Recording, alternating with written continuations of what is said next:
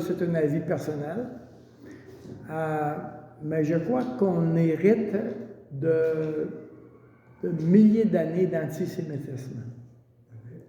Et l'Europe particulièrement est très antisémite. Ils ont constamment des programmes. Ça veut dire quoi le mot? Antisémite, sémite? Un mot compliqué, ça. OK, c'est un mot compliqué, on va le mettre. C'est quoi, sémite? Antisémite. Sémite. OK. Les sémites, c'est des juifs. Anti, c'est contre. OK? Contre les juifs. Donc, antisémitisme, c'est tout ce qui est contre les juifs. En Europe, c'est constamment, ils sont constamment persécutés. Il y a ce qu'on appelle des pogroms, là. Les pogroms, par exemple, ça peut être 50, 60, 100 personnes d'une même ville qui s'assemblent pour battre des Juifs. Alors, tu as ça à travers la Russie, toute l'Europe de l'Est. Il y en a des tonnes encore aujourd'hui. La plupart des Juifs qui sont venus en Israël étaient en Russie, qui sont venus de la Russie. À cause de ça, ils se faisaient battre constamment. La Pologne est championne toute catégorie pour les programmes. C'est pas pour rien qu'il y a les camps d'extermination qui étaient en Pologne. L'Europe, l'Allemagne, l'Italie, la France, c'est tout antisémite. L'Espagne ont fait des grands génocides des Juifs. Au Moyen Âge, là, ils ont pratiquement éliminé tout le peuple juif en Espagne. Donc, c'est très antisémite, l'Europe, oui. Et l'Église n'a pas aidé, parce que l'Église catholique a pris la position de rejeter les Juifs. Oui? Ma femme pose une question. Pourquoi ils sont antisémites? La réponse est dans Deutéronome 28.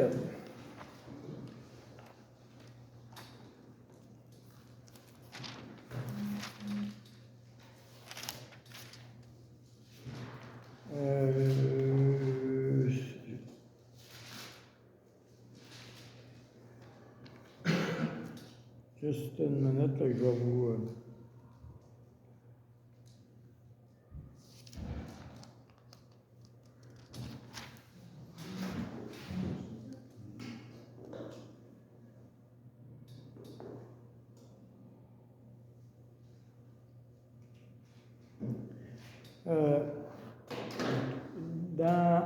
c'est 29, excusez. Deutéronome 29, verset 16, on a une bonne idée de qu'est-ce qui se passe. Je pense qu'il y a une autre place qui est meilleure que ça, mais... vous savez de quelle manière nous avons habité dans le pays d'Égypte et comment nous avons passé au milieu des nations que vous avez traversées. Vous avez vu leurs abominations et leurs idoles, le bois et la pierre, l'argent et l'or qui sont chez elles, qu'il n'y ait parmi vous ni homme, ni femme, ni famille, ni tribu dont le cœur se détourne aujourd'hui de l'Éternel notre Dieu pour aller servir les dieux de ces nations, qu'il n'y ait point parmi vous de racines qui produisent du poison et de l'absinthe, que personne, après avoir entendu les paroles de cette alliance, contractée avec serment, ne se glorifie dans son cœur et ne dise « j'aurai la paix, quand même je suivrai les penchants de mon cœur, que j'ajouterai l'ivresse à la soif. » L'Éternel ne voudra point lui pardonner, mais alors la colère et la jalousie de l'Éternel s'enflammeront contre cet homme. Toutes les malédictions écrites dans ce livre reposeront sur lui et l'Éternel effacera son nom de dessus les cieux. L'Éternel les séparera pour son malheur de toutes les tribus d'Israël selon toutes les malédictions de l'Alliance. Bon, il y a d'autres places qui sont plus claires que ça, là. Je vais essayer de les trouver.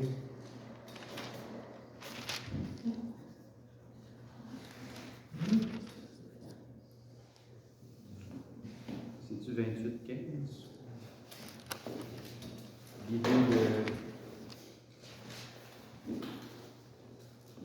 C'est Israël. Ouais, c'est bon ça, c'est très bon ça.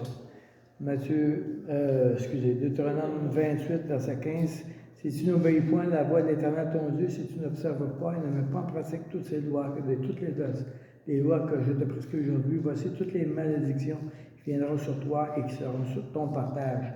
Tu seras maudit dans la ville et tu seras maudit dans les champs. Ta corbeille et ta huche seront maudites. Le fruit de tes entrailles, le fruit de ton sol, les portées de ton gros et de ton menu bétail, toutes ces choses seront maudites. Tu seras maudit à ton arrivée, tu seras maudit à ton départ. L'Éternel enverra contre toi la malédiction, le trouble et la menace au milieu de toutes les entreprises que tu feras, jusqu'à ce que tu sois détruit, jusqu'à ce que tu périsses promptement à cause de la méchanceté de tes actions, qui t'aura porté à m'abandonner. L'Éternel attachera à toi la peste. Là, tu peux continuer, là. Ça va mal tout le temps. OK? Et pourquoi? Parce qu'il fait une alliance. Il dit, on appelle ça une alliance conditionnelle. C'est-à-dire que je vais être ton Dieu, puis je vais te bénir si tu m'obéis, puis je vais te bénir abondamment plus que toutes les autres nations. Mais,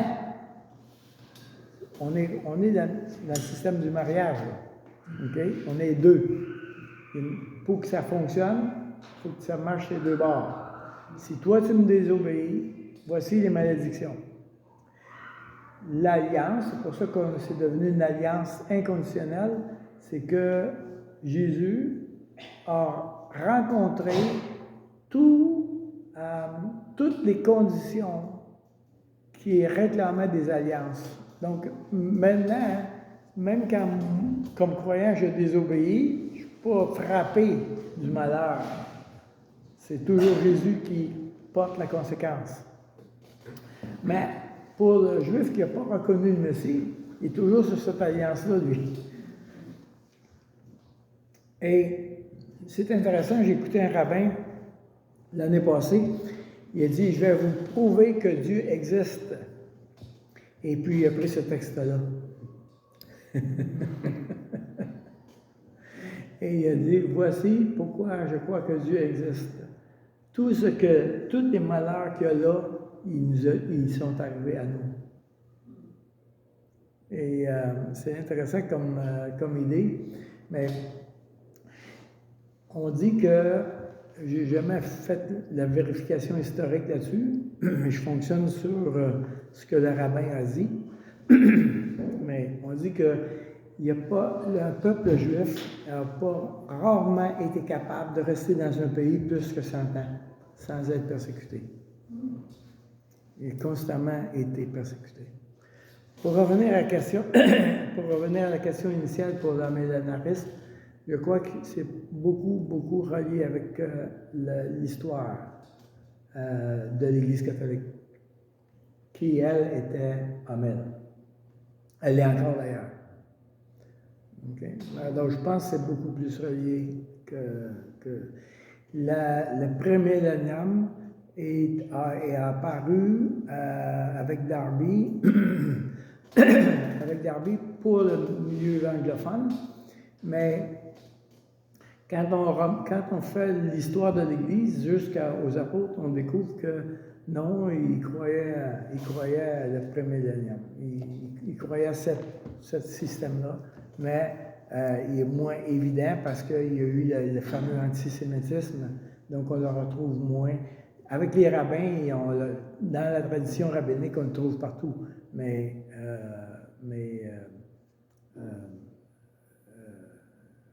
pas dans les écrits du christianisme.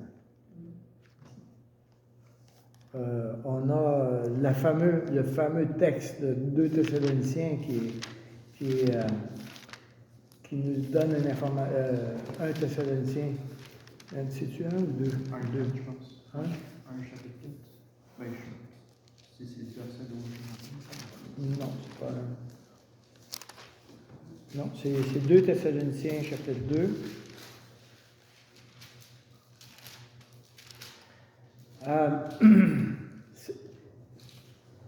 J'aurais tellement aimé être dans l'église des Thessaloniciens parce que Paul avait parlé de ce sujet-là à eux, bien comme il faut.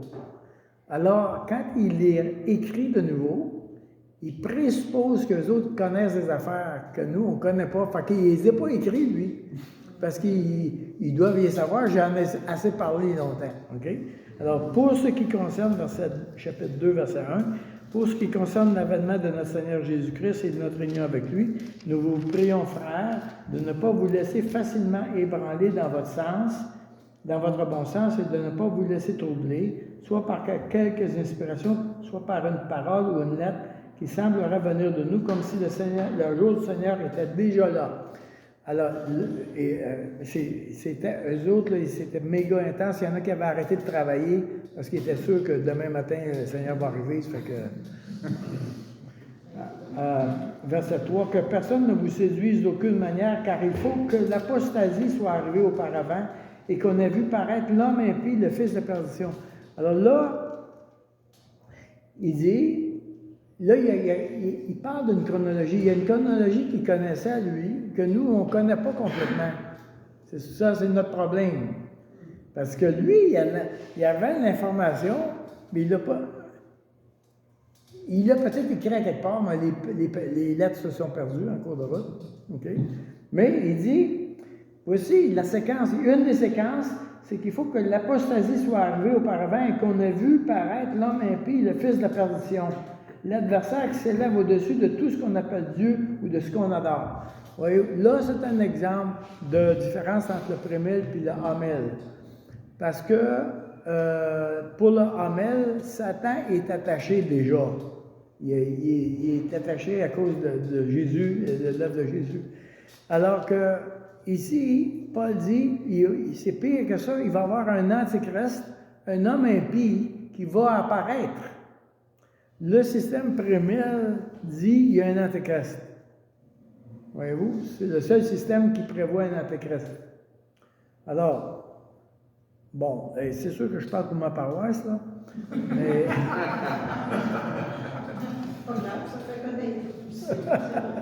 mais Paul, il écrit ça, Paul. oui. S'il croit que Jésus revient de son vivant. C'est bizarre. Oui, il revient de son vivant. Mettons que Jésus revient ici, là. C'est Paul. OK? C'est quoi le verset dont tu fais référence? C'est dans... C'est dans 1 Thessaloniciens 4. OK. Ouais.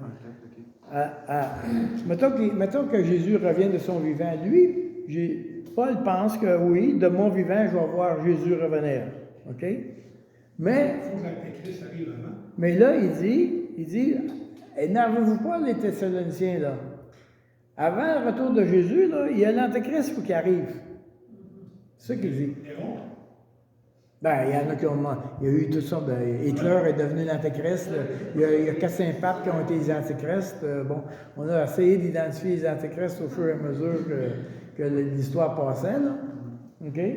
Alors, il faut, verset 3, il faut que l'apostasie soit arrivée auparavant. L'apostasie, là, c'est qu'il n'y a plus personne qui croit en Dieu. C'est gros, là. C'est comme, wow, on n'est pas là.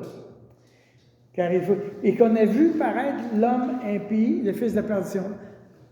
Bon, est-ce que vous êtes d'accord pour dire qu'il y a de moins en moins de foi sur la terre? OK, on est d'accord sur quelque chose. S'il faut que l'apostasie arrive, comme le verset dit, on peut s'attendre que la foi va descendre. Et si l'homme impie arrive, lui, il va arriver avec des gens qui ne croient à rien de Dieu. Fait qu'il y a beau jeu. Il va avoir un droit de parole extraordinaire parce qu'on ne veut rien savoir de Dieu.